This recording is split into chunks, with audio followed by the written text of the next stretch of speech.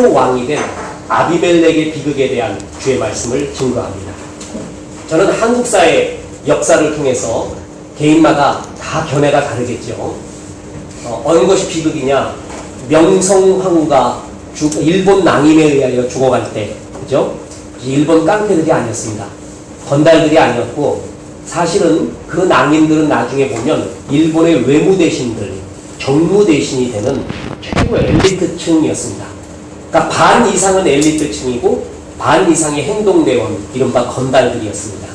그 명성황후를 죽일 때의 비참함, 그것이 인터넷에 떠돌았죠. 그래서 어떻게 명성황후를 죽였다, 우리나라의 국모를 글로 설명을 할 수가 없습니다. 그냥 칼로 죽인 것이 아니죠. 인간이 할 수 있는 최고의 처참한 모습으로 명성황후를 죽여갔습니다. 그때의 모습도 가슴이 아픈데, 사실 또 한국사를 통해 가슴 아픈 거는 1592년 임진왜란 때입니다. 그때 임진왜란 때 서울로 올라오기 전에 임금이 벌써 피난을 갑니다. 피난 갈 수도 있는 거죠. 전략상 후퇴도 할 수가 있는 것이에요. 우리도 6.25 사변 일어났을 때 이승만 대통령이 후퇴하면서 나는 아직도 서울에 있다, 끝까지 거짓말하지 않았습니까? 그러니까 동요하지 마십시오. 그 서울에 있던 사람들 한강 철교 폭파해갖고 넘어오지도 못하고 다 죽었습니다. 네, 그런 경우도 있잖아요. 임금이 피난 갈 수도 있는 것입니다. 그런데 너무 임금이 싫었습니다. 그래서 백성들이 어떻게 했냐면 왜군이 오기 전에 한양에 궁궐을 백성들이 불태워버립니다.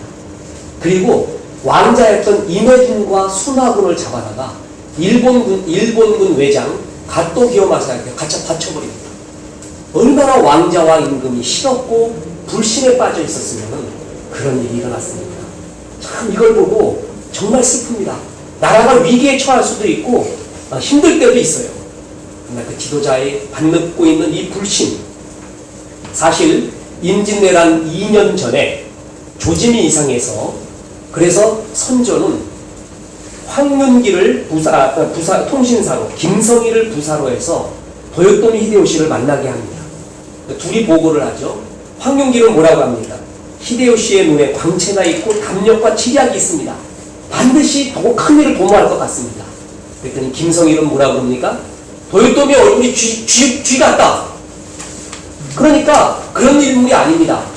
이랬을 때 선조가 뭘 택합니까? 김성희의 것을 택하게 됩니다. 여러분, 그때도 또 그거 하나만이 징조가 아니라 우리나라와 일본 사이에 무슨 섬이 있어요?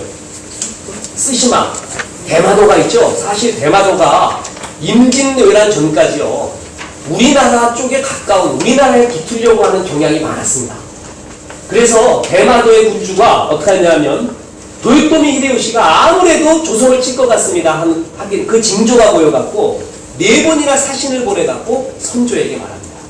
그걸 다 무시해버립니다.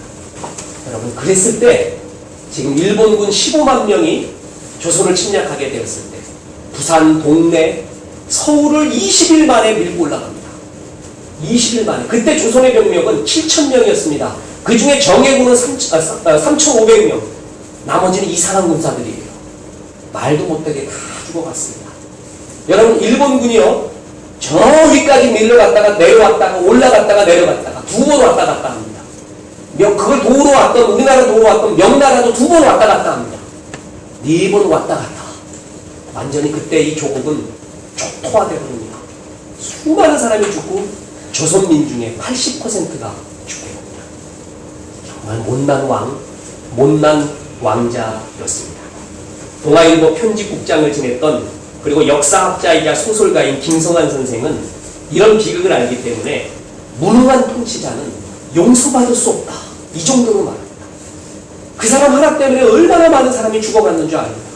그 자리에 있지를 말지 왜 네가 왕이 되어서 수많은 사람을 죽이냐는 거예요.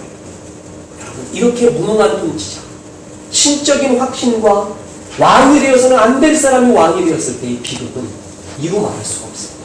그 개인도, 그를 왕으로 세운 공동체도 엄청난 비극 속에서 살게 됩니다.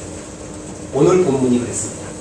이스라엘의 역사 가운데 최고의 비극적인 왕이 등장하게 되는데 그가 바로 아비멜렉입니다. 이 아비멜렉은 왕이 되어서는 안 될 사람이었습니다. 그 사람이 왕이 되었을 때 얼마나 많은 사람들을 죽이는지 모릅니다. 기드온에게 왕이 되어 주십시오 라고 할 때 하나님만이 왕입니다 하고 거절했잖아요. 근데 아비멜렉은 내가 왕이 돼요. 스스로 왕이 됩니다. 그것도 그냥 왕 된 게 아니라 기드온의 자식이 몇 명이었다고요? 70이었어요. 그냥 아들만 70이니까 딸까지 가르치면 어떻게 될까요? 그거 계산하면 지금 여인들은 얼마일까요? 그러니까 세겜에 있는 가나안 여인의 배에서 나온 것이 그런 서자가 바로 아비멜렉이었습니다. 이 아비멜렉이요, 자기의 이복 형제 70명을 다 죽입니다. 그냥 자기 힘 좋게 죽인 게 아니라 살인 청부업자를 갖다 고용을 합니다. 그래서 그 킬러들에 의해서 70명을 다 죽이고 스스로 왕이 됩니다. 그 이야기가 오늘 나오게 됩니다.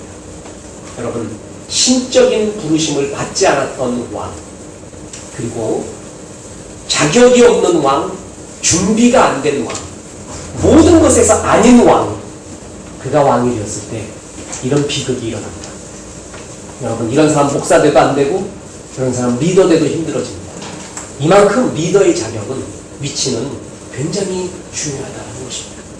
자, 여러분, 이 아비멜렉의 비극은 한마디로 욕심, 욕정에 사로잡혀서 자신의 본분을 망각해버리는데 거기에 원인이 있습니다. 여러분, 욕정에 사로잡히면요 아무것도 안 돼요. 자, 기드온이 죽고 나니까 그 땅에 주인이 없는 듯 했어요. 그래서 70명의 아들들이 다 다스리는 것보다 한 명이 다스리는 게 낫지 않겠습니까? 아비멜렉이 연설을 합니다. 그리고 세겜에 찾아가서 그 한 명이 누구냐? 당신과 피를 나눈 내가 돼야 되지 않겠습니까? 세겜은 말이에요, 원래 이스라엘 고유의 성지는 아닙니다. 그런데 이스라엘로 병합돼서 그 유명한 여호수아의 연설이 세겜에서 일어납니다. 그렇듯이 이제 이스라엘 화대간 최고의 도시 중에 하나가 세겜입니다. 여러분, 예루살렘 아세요? 예루살렘. 우리가 거룩한 성 예루살렘, 예루살렘, 예루살렘 부르지만 지금까지 예루살렘이 등장해요, 안 등장해요? 지금까지도 안 나타나요. 예루살렘이 언제 등장하는 줄 아세요? 다윗 때예요, 다윗. 원래 예루살렘은 여부스 족속의 원래 그 터전이었습니다. 근데 하나님이 편입을 한 거예요. 그래서 어떤 땅이든 하나님이 안수하시고 기름 부으면 성지가 되어가는 거예요. 세겜도 그런 땅이었어요. 그래서 비록 이방 족속들이 많이 있었지만, 가나안의 족속이 많이 있었지만, 여호수아가 기름 붓고 설교하면서 이스라엘화 돼가지고 최고의 성지처럼 이제 서가는 땅이었습니다. 거기에 가나안 여인이 있었습니다. 그 가나안 여인에게서 아비멜렉이 나온 거예요. 그러니까 기드온의 잘못이었습니다. 70명을 둔 것도, 또한 가나안 여인 첩을 둔 것도 기드온이 뿌린 불행의 씨앗이었어요. 그래서 이 아비멜렉이 자기 어머니의 고향인 세겜으로 가게 됩니다. 그 세겜에서 선교를 한 거예요. 연설을 한 거예요. 70명보다 한 사람 세워야 됩니다. 그 한 사람이 누구냐? 납니다. 여러분과 같은 똑같은 지역, 똑같은 혈연 출신이 아닙니까? 우리 정치인들이 제일 많이 이용하는 혈연과 지역. 여기서 벗어나야 되죠? 이거 벗어나는 거 쉽지 않습니다. 정말 쉽지 않아요. 이것을 갖다가 강조해버렸어요. 그랬더니 세겜 사람들이 만든 것 같다. 당신 왕 세워야 우리도 떡고물이라도 좀 나오지 않겠는가. 그래서 그때부터 아비멜렉을 적극적으로 밀게 됩니다. 자, 그래서 이 세겜 사람들이 아비멜렉에게 준 게 뭐냐면 바알 브릿.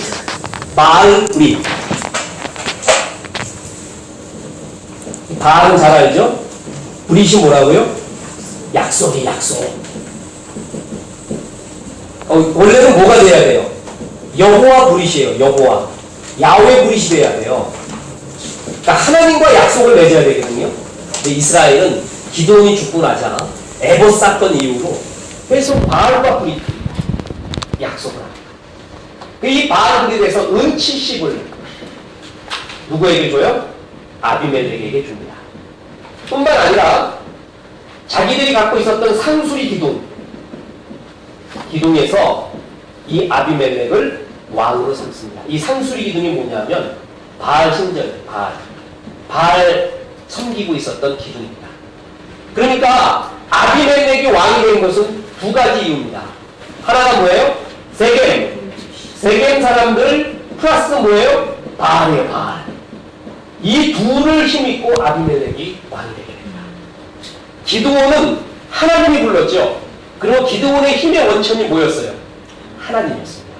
그런데 아비멜렉은 누가 불렀어요? 자기 스스로와 세겜 사람이 불렀고, 그 힘의 근원이 뭐냐면 그들이 줬던 은 70, 이게 힘의 근원입니다. 이 서론에서 보다시피 그의 종말이 보이기 시작하죠. 이 은 70 갖고 뭘 했냐면 아비멜렉은 건달들을 사게 됩니다. 이른바 살인 청부업자들을 고용하게 됩니다. 질 안 좋은. 그래서 70명의 기드온의 이복 형제들을 한 반석에 불러서 다 때려 죽입니다. 여러분, 아무리 이복 형제라 할지라도 자기 형제에 대한 살인을 눈 하나 깜짝 않고 70명을 다 죽여버립니다. 안 죽여도 됐어요. 그래서 다 죽이면서 자기의 권력을 잡게 됩니다. 자, 여러분, 세겜 사람들은 이러한 아비멜렉의 모습을 보고, 야, 잔인하다. 우리가 왕으로 삼으려는 사람이 적어도 왕의 덕과 왕의 큰 호연지기가 있는 것 같지는 않다. 이거 벌써 느껴야 되거든요. 그런데 지금 세겜도 눈이 헷갈아가는 거예요. 왕 되면은 우리에게 들어올 떡고물이 있다 이거예요. 거기에 눈이 멀었어요. 그러니까 아비멜렉이건 세겜이건 권력과 본부를 벗어난 욕정에 눈이 멀어버렸어요. 그때 아무것도 안 보이고 아무것도 안 보이고 둘 다 미쳐갑니다. 여러분, 그래서 다 때려 죽이고 세겜 사람은 아비멜렉을 왕으로 삼습니다. 그런데 여러분, 이스라엘의 초대 왕이 뭐예요? 성경 퀴즈 하면 사울이죠. 그런데 사사기에 의하면 이스라엘의 초대 왕이 누구예요? 아비멜렉이에요. 아비멜렉. 그런데 성경 어디에도 아비멜렉을 이스라엘의 초대 왕이라고 부르지는 않습니다. 뿐만 아니라 아비멜렉을 왕으로 세웠던 세겜 사람들조차도 이 아비멜렉 이야기의 마지막에 가보면 왕으로 여기지 않습니다. 아비멜렉은 자기 스스로 왕이 된 거예요. 참, 이게 비극이에요. 하나님이 기름 부어주지 않는, 민중들이 찬성하지 않는, 자기 스스로 왕이 되어 욕망에 완전히 사로잡힌 사람의 상징, 그게 아비멜렉입니다. 여러분, 아비멜렉, 멜렉은 뭐냐면 왕이라는 뜻이에요. 아비는 뭐예요? 아브라함, 아비멜렉, 아비, 아버지 똑같아요. 아비, 그것은 1인칭이에요. 나의 아버지는 멜렉, 왕이다. 나의 아버지는 왕이다 라는 뜻이에요. 기드온은 왕이 아니었습니다. 그런데 아버지 왕이었고 그 뒤를 이어가는 내가 또 왕이다. 엄마가 그렇게 이름 지어줬나 봐요. 가나안 여인의 혈기로서, 이방의 신성으로서 왕이 되어보고 싶은 이 마음. 여러분, 그래서 스스로 왕이 됩니다. 자, 여러분 잘 보세요. 이때까지 사사는 미디안이나 블레셋과 싸웠죠. 그래서 이스라엘을 구했잖아요. 그런데 아비멜렉부터는 어떻게 되는 줄 아십니까? 내부의 싸움입니다. 이 아비멜렉은 왕이 돼서 누구하고 싸우냐면 미디안하고 블레셋하고 싸우는 게 아니라 이스라엘하고 싸워요. 여러분, 이 아비멜렉을 중심으로 해갖고 사사는요, 이스라엘에 총 12명의 사사가 등장하거든요. 그래서 긴 이야기의 사사, 짧은 이야기의 사사들이 나오는데 아비멜렉, 기드온을 기점으로 해갖고 사사의 싸움은 진흙탕 내부 싸움이 되어갑니다. 여러분, 외부의 싸움보다 더 추접한 진흙탕 내부의 싸움. 외부의 침입을 막으라고 사사를 세웠는데 아비멜렉은 그 힘을 갖고 자기 동족을 죽이게 됩니다. 여러분, 그래서 아비멜렉을 가리켜 성서학자들은 안티저치, 안티사사라고 말합니다. 사사가 아니다. 정말 사사의 얼굴에 먹칠한 사람이다. 기가 막힐 노릇이죠. 여러분, 이런 끔찍한 일을 자기의 욕망에 사로잡혔을 때 일어납니다. 여러분, 몰렉 신이라고 아세요? 몰렉. 보통 들어봤어요? 여러분, 몰렉 신에게 제사를 드리는 장면이 뭔지 아십니까? 자기 아들을 태워 죽입니다. 그래서 산아들. 자, 여러분, 이방신이 말이에요. 처음에는 순결한 뭘 갖고 와라? 재물을 갖고 와라. 그러다가 뭘로 변하냐면 순결한 처녀를 바쳐라. 이거 꼭 성경이 아니라 영화에서 많이 본 것 같죠? 인디아나 존스에서도 이런 거 나오잖아. 뭐 사람 바치고, 뭐 순결한 사람 바치고. 요까지 해도 약발이 안 먹혀. 그럴 때 누구를 바치는 거예요? 자신의 자식을 바칩니다. 이래야 약발이 먹힌다 이거예요. 여러분, 세상 어느 신이 이렇게까지 요구할까요? 자, 그러면 신을 제껴주고요. 이걸 드리고 있는 사람을 한번 봅시다. 사람은 왜 이까지 가요? 여러분 지금 이까지 갔다 그러면은 지금 여러분이 객관적으로 뭐라고 말할 거예요? 예? 뭐라고 말할 거예요? A, B? 이렇게 말할 거죠? 이까지 지금 뭘 위해서 신에게 이걸 했다 그러면은 이렇게까지 나가요. 신청된 얘기까지는 좀 이해가 가요. 그래도 남의 일 같으니까. 자기 새끼까지 산채로 죽였다고 그러면 이건 더 그거 하죠. 이까지도 미쳤어요. 여기까지는 좀 이해가 가요. 그런데 이렇게 돼야 약발이 먹힌다고 해서 이까지 가요. 몰래기 이걸 요구했어요. 몰래기. 그러면 사람은 왜 이랬어요? 뭐에 사로잡혀 있는 거예요? 내 욕심, 욕망. 본분을 벗어난 욕망을 사로잡힐 때 이렇게까지 가도 자기가 몰라요. 이렇게까지 가도 애 하나 죽여도 안 되나? 그럼 둘 죽이지 뭐. 셋 죽이지 뭐. 아직도 정성이 부족한가? 넷 죽이지 뭐. 이렇게 나가는 거예요. 여러분 이게 뭐냐면 욕망에 중독되었을 때 완전히 사람의 본분을 벗어나야 됩니다. 아비멜렉. 그는 왕감이 아니었고 돼서도 안 됐어요. 그런데 그 본분을 벗어나가지고 욕망이 사로잡히다 보니까 70명의 이복 형제와 나중에 보면 세겜 사람들과 전쟁을 했지. 잔인하게 다 죽입니다. 자기를 지지했던 기반까지 다 죽여버립니다. 이게 아비멜렉의 이까지 오는 비극. 그 근본 원인이 뭐예요? 본분을 벗어난 욕망입니다. 여기 사로잡히면요 아무것도 안 보이나 봅니다. 세상의 욕 중에서 제일 센 게 권력욕이라는 거예요. 빌레주어 마크. 권력욕이 제일 무섭다는 거죠. 그 정도로 여기에 사로잡혀 있는 것이 아비멜렉이었습니다. 이때 70명의 기드온의 형제들, 아들들 중에서 막내 요담이 도망갑니다. 막내가 재빠른가 봐요. 다람쥐처럼. 도망갔는데 막내라고 어리광만 부리는 게 아니라 이 막내가 뭘 하냐면은 지금 자기 형제들을 다 죽이고 왕이 되게끔 만든 1등 공신 족속이 어디예요? 세겜이죠. 세겜. 세겜으로 갑니다. 요담이. 물론 그 적진의 한가운데서 설교한 건 아니에요. 멀찌감치 산에 떨어져 갖고 세겜 사람들아 들으라. 그러면서 그 유명한 나무의 비유를 합니다. 네 나무들의 비유. 이게 성경에 나와 있는 풍요적 설교라고 합니다. 그러니까 성경에 나와 있는 설교예요. 예화예요. 예화. 재밌죠? 그 요담이 네 나무의 비유를 들면서 자 왕이 되게끔 해달라고 처음에 감람나무 그 다음에 무화과나무 포도나무에게 부탁했는데 감람나무 무화과나무 포도나무는 전부 열매를 맺는 유익한 나무예요. 그 나무들은 정말 왕감이야. 그래도 그런데도 자기들은 나는 감람나무는 기름 내는 게 내 사명이야. 무화과나무는 단 열매를 내는 게 내 사명이지 포도나무도 열매를 내서 즐거움을 주는 게 내 사명이기 때문에 왕은 내 본분이 아니요 라고 거절을 합니다. 근데 유독 가시나무만큼은요 왜 나한테 왔구만 이게 바로 나의 사명이다 그러면서 뭐냐면 전부 내 그늘에 피하라 이렇게 말해요. 여러분 가시나무도요 유익할 때가 있어요. 가시나무가 유익할 때가 어느 때라고 보세요? 예? 어느 때라고 보세요? 가시나무도 유익해요. 아주 좋을 때가 있다고요. 어느 때예요? 예? 예? 벌꿀? 꿀을 할 때 가시나무 갖고요? 아카시아꽃? 아니 이건 가시나무. 가시. 그냥 가시로 둔 나무. 야 어느 때가 좋을 때? 예? 예? 예, 함정 만들거나 또 울타리.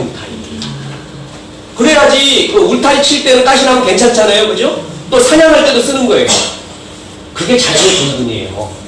근데 그놈의 가시가 왕 되면 어떡하겠어요? 다 찔러 죽이는 거예요. 다 찔러 죽이는 거야. 가시는 왕이 돼서는 안 되는 거거든요. 그런데 이 가시나무가 왕 된다고 합니다. 포도나무나 감람나무 다 반대했죠? 그런데 여러분 보세요. 9쪽에 나옵니다. 사사기 9장 15절. 가시나무가 시작. 가시나무가 너희에게 이르되 너희가 참으로 내게 기름을 부어 너희와 상계로는 와서 내 그늘에 피하라. 내 그늘에 피하라. 이건 뭐냐면 가시나무가 그늘이 있어요 없어요? 없지. 이것은 풍요적 표현입니다. 내 집에 받으라. 니들이 나한테 왕 삼으려고? 맞아, 나 왕감이지. 와서 내 집에 받아. 아주 교만하기 끝이없는 말을 하게 됩니다. 가시나무는 왕조에서는 안 돼요. 울타리에 쓰는 게 자기의 본분입니다. 그런데 이 가시나무가 왕이 되어서 자기와 이웃을 얼마나 찔러댔는지 모릅니다. 여러분, 이 지도자의 자격 중에 하나가 가시 제거가 얼마나 중요한지 몰라요. 이 속에 가시 있는 사람이 지도자가 되잖아요. 정말 그게 승화되지 않으면 여러 사람이 죽습니다. 피바람이 일어납니다. 피바람. 여러분, 연산군이 뭐예요? 연산군은 그 가시를 해결하지 못합니다. 광해군은 정말 다릅니다. 광해군은 우리나라 조선 역사에서 정말 군으로서 오욕을 받은 대표적인 사람이에요. 이제 그 국정교과서에서 바꿔야 돼요. 역사는 원래 강한 자의 기록입니다. 승자의 기록입니다. 승자가 기록했기 때문에 그렇지 광해군은 군이 아닙니다. 광해군이 정책이 옳았습니다. 광해군의 실리 정책이 옳았습니다. 그랬으면 우리가 정말 참혹한 일을 겪지 않았을 것입니다. 이게 힘에 밀린 것이에요. 연산군은 달랐습니다. 그 속에 가시를 해결하지 못해요. 가시를 품고 있으면 반드시 찌르게 돼 있어요. 나를 찌르거나 내가 주머니에 넣고 있으면 내 허벅지를 찌르거나 그걸 꺼내서 상대방을 찌르거나. 가시는 왕이 되어서는 안 됩니다. 근데 자기가 스스로 왕이 되어서 정말 수많은 사람의 피를 낸 이 본분을 벗어난 사람, 그게 아비멜렉의 비극이었습니다. 주께서 내게 줄로 재어준 구역이 아름다운 곳에 있습니다. 저는요, 부흥회 갈 때마다 3일 초청받고 4일 초청받고 하루 초청받고 어느 날 초청받아도 시편 16편 말씀을 먼저 전합니다. 시편 16편이 다윗의 믹담이라고 했습니다. 믹담이 뭐냐면 시 중의 시, 최고의 시. 우리는 시편에서 최고 그러면 시 1편, 복 있는 사람은 악인의 꾀를 나오는 거나 시 23편, 여호와는 나의 목자시니. 왜냐하면 아는 게 그거밖에 없어. 그래서 이게 최고인 줄 아는데 다윗이나 후대의 학자들이 다윗의 시 중에 최고의 황금시가 뭐냐? 시편 16편이에요. 그래서 다윗의 믹담이라고 합니다. 그 16편의 주제가 뭐냐? 주께서 내게 주신 분기, 내게 줄로 재어준 길, 그것이 아름답도다. 그게 풍성하도다. 다윗이 최고의 시와 노래를 부를 때가 어느 때냐면 주께서 내게 줄로 재어준 길이요, 내게 하라고 한 일이 이거구나. 그걸 발견했어요. 그때 춤을 춘 거예요. 모든 걸 다 할 수 있는 게 아니에요. 모든 걸 다 해서도 안 돼요. 하루 10끼 먹을 수도 없고 모든 사람을 다 만날 수도 없고 모든 것을 다 가볼 수도 없습니다. 나는 주께서 줄로 재어준 구역 내에서 경험하고 그 경험 내에서 살고 이것이 하나님이 내게 줄로 재어준 거예요. 그게 이른바 나를 향한 비전이에요. 근데 다윗은 그걸 발견하고 그것이 아름답다라는 걸 발견했어요. 되게 남의 떡이 좋거든요. 근데 우리의 제일 괴로운 건 뭐예요? 내게 주신 풍성함이 아니라 남에게 줬던 거에 대한 풍성함 때문에 괴로운 거예요. 다윗은 나의 분깃을 지킨 아니라 주께서 내게 줄로 재어준 구역은 아름다운 곳에 있으며 이것이 실로 아름답도다. 그때 인생 최고의 황금시를 얘기합니다. 먼 길 때문에 힘든 게 아니라 정처 없는 길 때문에 힘든 거거든요. 아비멜렉은 자기의 길을 몰랐어요. 내게 줄로 재어준 본분의 길, 비전의 길을 모르고 그걸 벗어나서 끝없는 욕망 속에서 자기를 태워가고 가시가 되어 수많은 사람을 찔렀습니다. 여러분, 하나님의 영성 속에서 내게 주신 본분, 내게 하라고 하신 일, 그걸 발견할 때의 행복, 그게 신앙이요, 비전 발견이에요. 젊을 때부터 그걸 했으면 그 사람은 정말 행복합니다. 그리고 이런 사람은 요동하지 않습니다. 그래요? 나는 내게는 이걸 하라고 하셨죠. 나는 이 길입니다. 감람나무가 그랬어요. 왕이요? 그렇지 않습니다. 나는 기름 내는 게 내 일입니다. 무화과나무는 단 열매를 내고 포도나무는 단 포도를 내는 것이 내 아이의 일입니다. 이 흔들리지 않는 것을 보십시오. 마귀가 예수님을 성전 꼭대기에 올라가게 하고 난 다음에 천하 만물을 보여주면서 내게 절하면 이걸 다 주리라 라고 말합니다. 예수님이 이 땅에 오신 것이 천하 만물을 손에 쥐고 흔들려고 온 게 아니죠. 예수님은 뭐하러 오신 거예요? 십자가를 지르시러 왔어요. 그게 예수님의 길이었어요. 예수님은 그래서 천하 만물의 영광보다는 주님이 내게 줬던 십자가의 길을 택합니다. 이게 본분을 벗어나지 않는 그의 사명이었습니다. 이때의 자유. 이 정도. 자, 뭐예요? 이건 스스로 뭐라고요? 스스로 자고, 이거는 뭐예요? 말미암을. 신용복 선생이 자유가 뭐냐? 자기 스스로의 길로, 말미암는 길로 걸어가는 자유가. 멋진 표현이에요.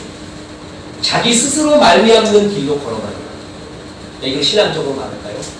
내게 하라고 하신, 나를 이 땅에 보내주신 말미암은 이유로 걸어가는 것. 나를 보내신 그분의 뜻을 따라 걸어가는 것. 그게 뭐예요? 자유예요, 자유. 그게 자유예요. 물고기가 물을 떠나서 자유롭게 산다고 땅으로 올라와 보십시오. 바로 죽습니다. 여러분, 하늘 나는 새는 하늘에 있어야 됩니다. 그것이 물고기처럼 바다 세계가 그립다고 하여 물속으로 뛰어들면 그 또한 죽습니다. 자유는 내게 주신 그 길, 그 길을 걸을 때입니다.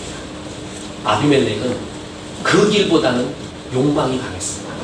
그래서 본분을 벗어납니다. 어느 도사 밑에 제자들이 많은 수련을 쌓아서 이제 거의 스승의 단계에 오게 됐습니다. 한 제자가 아주 굉장히 업돼가지고 스승에게 말합니다. 스승님, 이제 하늘을 나는 법을 가르쳐 주십시오. 스승이 그 제자를 한참 보고 있다가 합니다. 얘야, 하늘을 나는 거는 새나 나비한테 맡겨두자. 우리는 걸어다니자. 그게 자유예요. 날 수 없는 것을 날려고 할 때 그 욕망이 나를 죽입니다. 그 마음이 나를 죽입니다. 아비멜렉은 가시는 왕대에서는 안 돼요.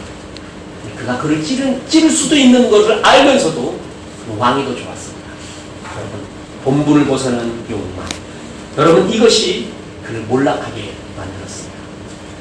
여러분, 오늘 보내드린 경건 이메일에 보면 박경리의 소설 토지에 나오는 이야기가 나오죠. 거기에 또한 제가 알버트 까뮈의 희곡 오해에 대한 글을 보내줬습니다. 여러분, 외딴 곳에서 어떤 모녀가 여인숙을 경영하고 있었습니다. 그 집엔 외아들 하나가 있었는데 어려서 가출해서 모녀가 외롭게 살았습니다. 그렇게 꿋꿋하게 살면 되는데 안 좋은 습관, 안 좋은 습관 정도가 아니라 악한 영에 완전히 사로잡히게 됩니다. 뭐냐면 여인숙의 투숙한 손님을 죽이고 그 보석을 꺼낸 다음에 시체를 강물에 던져버립니다. 암만 살기 어려워도 이러면 안 되죠. 처음에는 꺼림칙했는데 나중에 그것이 습관이 되니까 아무렇지도 않았어요. 어느 날 아주 건장한 청년이 투숙하게 됐습니다. 그래서 모녀는 그에게 마취제를 먹여서 살해합니다.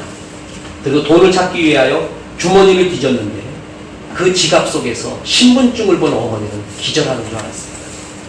28년 전 가출했던 자신의 아들이었습니다. 이게 알버트 까뮈의 희곡 오해의 전문입니다. 여러분, 욕망에 사로잡히잖아요. 본분을 벗어나잖아요. 결국은 영혼을 파괴하는 일을 하게 됩니다. 결국은 내 스스로가 망해가는 일을 하고 있는 거예요. 그게 바로 아비멜렉이 하고 있는 일이었습니다. 그러니 이제 하나님의 심판이 일어나게 되죠. 아비멜렉은 3년 동안 이스라엘을 다스리게 됩니다. 이제 하나님의 심판이 일어나는데 그 심판이 기가 막힙니다. 아비멜렉을 세워준 사람들이 누구였어요? 세겜. 그 세겜하고 아비멜렉이 싸우게 만듭니다. 참 하나님의 섭리가 기가 막히죠. 여러분, 불의한 것으로 약속한 것은 불의하게 깨지게 돼 있어요. 진실과 선으로 약속한 게 아니라 불의한 이득으로 뭉친 것은 금방 눈 돌려버립니다. 정말 점 하나 찍으면 바로 나온대요. 님이라는 글자에. 이게 인간사예요. 이해관계는 이렇게 무섭습니다. 여러분, 왜 세겜 사람들이 아비멜렉과 한판 붙게 됐느냐? 여러 이유가 있어요. 근데 성경은 간단하게 뭐냐면 하나님이 그렇게 만들었대요. 자, 사사기 9장 23, 24절, 22, 23절 11쪽에 나옵니다. 아비멜렉이 시작. 시작. 아비멜렉이 이스라엘을 다스린 지 3년에 하나님이 아비멜렉과 세겜 사람들 사이에 악한 신을 보내시매 세겜 사람들이 아비멜렉을 해가라. 그렇죠. 그러니까 아비멜렉과 세겜 사이에 사실은 어떤 인간적인 일이 있었냐면은 아비멜렉의 영토 세겜에 지나가는 사람들을 세겜 사람들이 약탈하기 시작해요. 그럼 그건 아비멜렉에게 반역하는 일이거든요. 네, 이런 일들이 뭐 돈 때문에 그랬는지 무슨 일 때문에 그랬는지 모르겠어요. 그런데 성경은 뭐라고 그러냐면은 하나님이 세겜과 아비멜렉 사이에 뭘 보낸 거예요? 악한 신. 이게 답이에요. 성경의 해설이 답이죠. 이 악한 영이 뭐냐, 신이 뭐냐, 이거에 대해 의견이 분분합니다. 하나님이 보낸 악한 신의 개념이 성경에 2번 나옵니다. 오늘 아비멜렉과 세겜 사이에 보냈고 또 하나가 어디예요? 기억나세요? 혹시? 네? 자, 어디였어요? 사울 왕의 구약에 있습니다. 그러니까 사울이 악신들, 이것도 하나님이 보낸, 하나님이 부리는 악신이 뭐 이런 식으로 표현돼요. 그럼 하나님이 악신을 보냈느냐 이렇게 얘기할 수가 있어요. 네, 이것 갖고는 굉장히 신학적 견해가 오래 갑니다. 예를 들어 보면 하나님이 바울의 마음을 강팍하게 하사, 그러면 바울의 잘못이 아니네? 하나님이 그랬으니까. 그러니까 바울은 그러면 지옥 갈 수가 없는 거 아니야? 이렇게 말할 수가 있잖아요. 이게 뭐냐 하면은 신학적 굉장히 중요한 해석이에요. 그거는 히브리적 표현을 알아야 돼요. 히브리적 표현. 히브리적 표현에서 그를 악하게 했다, 그에게 악한 걸 보냈다는 것은 하나님이 그렇게 책임지게, 하나님의 책임이 있다는 게 아니라 수없이 하나님이 기회를 줬어요. 그러지 말라. 그런데 끝내 거부할 때는 하나님이 버려버려요. 그거의 상징이 하나님이 그렇게 했다라고 표현했습니다. 악한 모습 그대로 내어버려 두사. 바로 그 얘기예요. 그게 하나님이 버렸다라는, 하나님이 그렇게 했다, 천벌을 받았다라는 표현을 그렇게 씁니다. 이해하시겠어요? 자, 그럼 악한 신을 보냈다. 하도 선한 성령의 지배를 받으려고 하지 않았을 때 악한 신의 지배를 받게끔 만들어버렸다는 겁니다. 그래서 그 악한 신이 뭐예요? 이간질을 한다. 악한 신의 특징은 뭐예요? 마귀의 특징은 이간질입니다. 참소와 이간질이에요. 참소와 이간질. 예, 참소, 이간질, 거짓. 여러분, 이런 것은 전부 뭐냐면 마귀가 하는 짓이에요. 마귀나 마귀의 쓰임을 받는 사람이 하는 짓이라는 겁니다. 자, 하나님이 치기 시작했어요. 하나님이 치기 시작하면 대책이 없습니다. 여러분, 이런 가운데서 이들이 이제 싸우게 됩니다. 특히 가알이라는 대표적인 사람이 등장합니다. 아비멜렉이 그 소식을 듣고 이제 세겜을 치기 시작합니다. 그런데 원래 세겜은 뭐였어요? 자기를 왕으로 세워준 지지기반이었죠. 그 세겜을 죽이는데 사람이 말로 할 수 없는 잔인성을 다 보여주면서 죽여요. 그냥 싹둑 죽이는 게 아니라 할 수 있는 잔인한 짓을 다 합니다. 이게 이런 사람도 왕대에서는 안 됐었죠. 세겜 사람들을 불로 태워 죽입니다. 숨어 있다가 일터로 나오는 사람을 칼로 뵙니다. 산당으로 도망가는 사람들은 산당에 불로 질러 태웁니다. 심지어는 성을 쳐서 변명하고 백성을 죽이고 그것에 소금까지 뿌립니다. 소금 뿌리는 게 뭐냐면 재수없다 해서 뿌리는 게 아니라 그 지역을 아예 황무지로 만들어버리는 거예요. 그러니까 농작물에 싹도 나오지 않도록 소금 뿌려갖고 완전히 황폐화시켜버리는 거예요. 이런 소식을 들은 세겜 망대에 살던 사람들은 신전의 보루, 글로 올라갑니다. 이를 알게 된 아비멜렉은 보루에 있는 사람들을 불로 태워 죽입니다. 여러분, 이 잔인성을 보세요. 그는 왕감이 아니었습니다. 여러분, 이런 모습 보면 지금 요담이 비유했던 4가지의 나무의 비유 중에 아비멜렉은 전형적인 무슨 나무예요? 가시나무죠. 요담은 그걸 예언한 거예요. 그래서 그것이 그 가시나무를 너희가 왕으로 세웠느냐? 그 피맛을 봐라 예언을 한 거예요. 여러분, 이렇게 아주 절단이 납니다. 그 아비멜렉의 최후가 9장 53절에 나옵니다. 자, 12쪽에 9장 53절 읽어보겠습니다. 같이 읽겠습니다. 시작. 하나님이 맷돌 자를 아비멜렉의 머리 위에 내려놓아서 그 돌을 깨뜨리니 아비멜렉이요, 데베스라는 곳을 점령하게 됩니다. 그러자 사람들이 전부 망대로 피합니다. 이때까지의 행태를 봐서 아비멜렉은 망대로 피하면 어디까지 쫓아가요?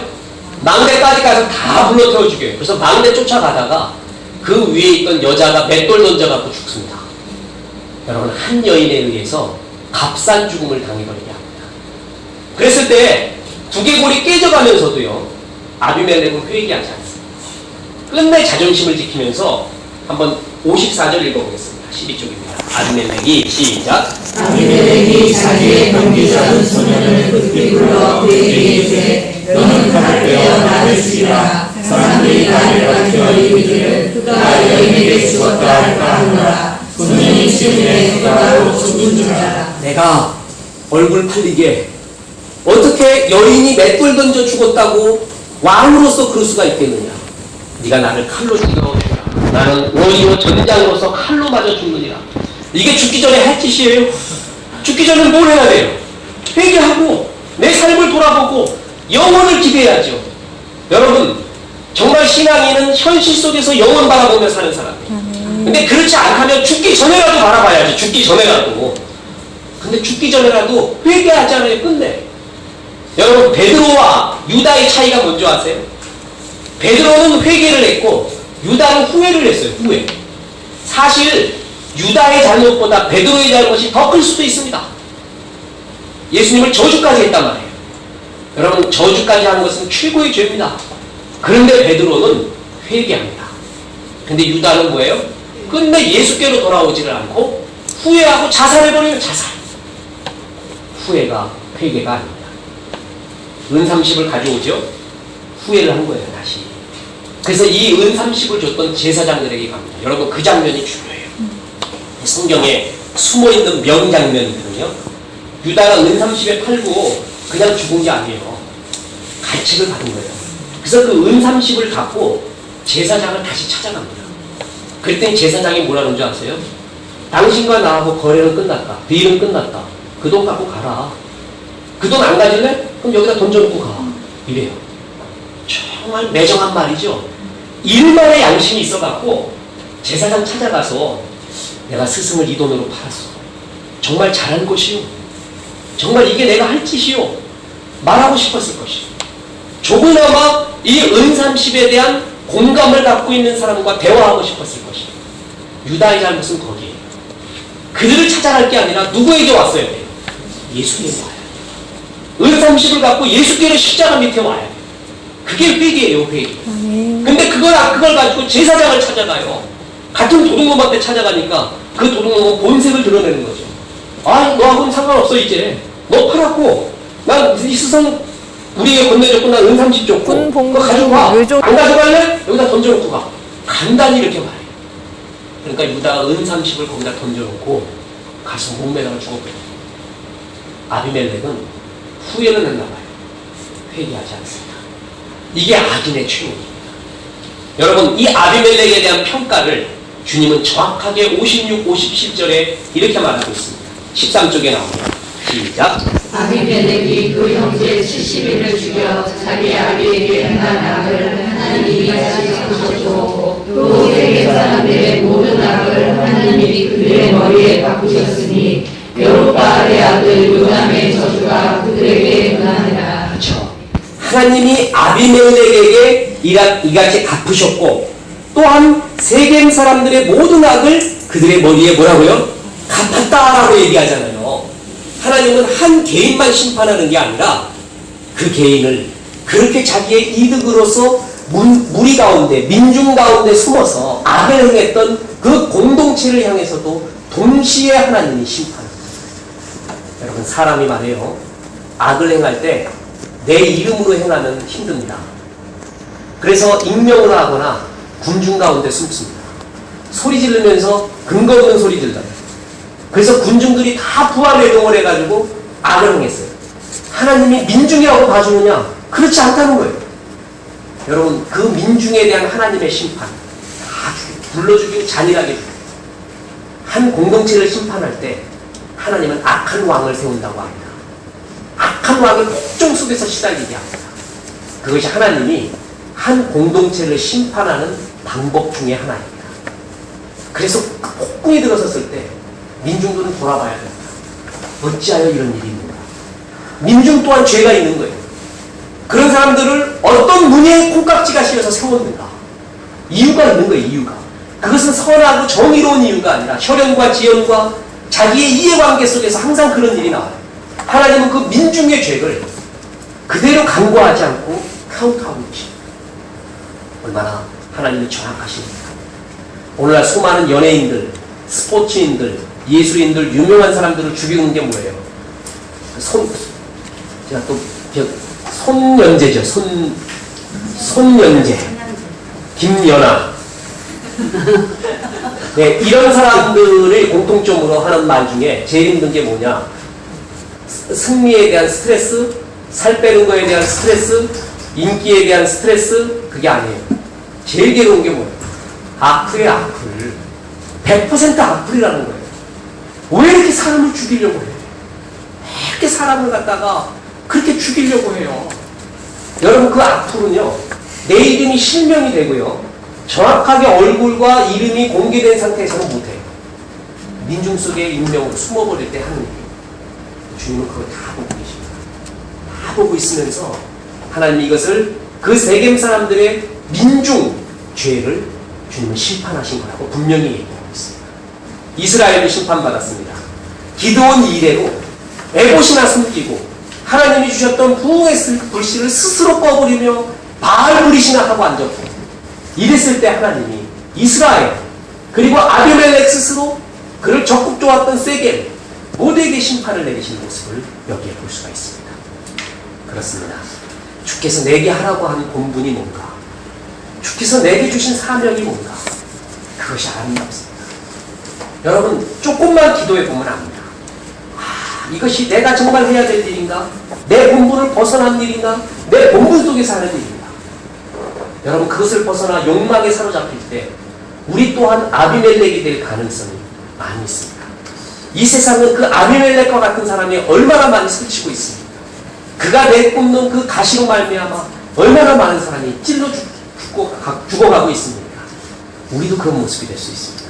이 사사기를 통해 주님은 너의 본분을 보라고 합니다. 아비멜렉의 오사는 뭐였습니까? 기드온이 죽고 나니까 70명의 아들? 다른 사사도 없어? 내가 될 만하다! 이게 교만이에요. 교만은 아주 짧은 민홍기 종이조치 하나의 차이에요. 요거 살짝 돌았으면 교만하게 돼요. 근데 여러분, 아비멜렉이 정말 오산하는 것이 있었습니다. 기드온이 없어져도, 뚜렷한 삼손과 같은 사사나 온니엘과 같은 멋진 사사가 없어도 이스라엘 땅은 왕이 누구였어요? 하나님이었어요. 그 사실을 알고 있었어요. 다들 우습게 보였어요. 다들 내가 손으로 쥐면 흔들 것 같았어요. 이 교만에서부터 진짜 왕이신 하나님이 안 보였어요. 그래서 본분을 벗어나 자기의 욕망을 쫓아갔던 이 아비멜렉의 비유. 여러분, 오늘 우리에게 이 교훈을 줍니다. 주님, 나를 돌아봅니다. 나의 본분을 망각하고 욕망을 쫓아간 것이 뭡니까? 주님, 내가 이 아비멜렉과 같은 삶을 또 살지 말라는 법이 어디 있습니까?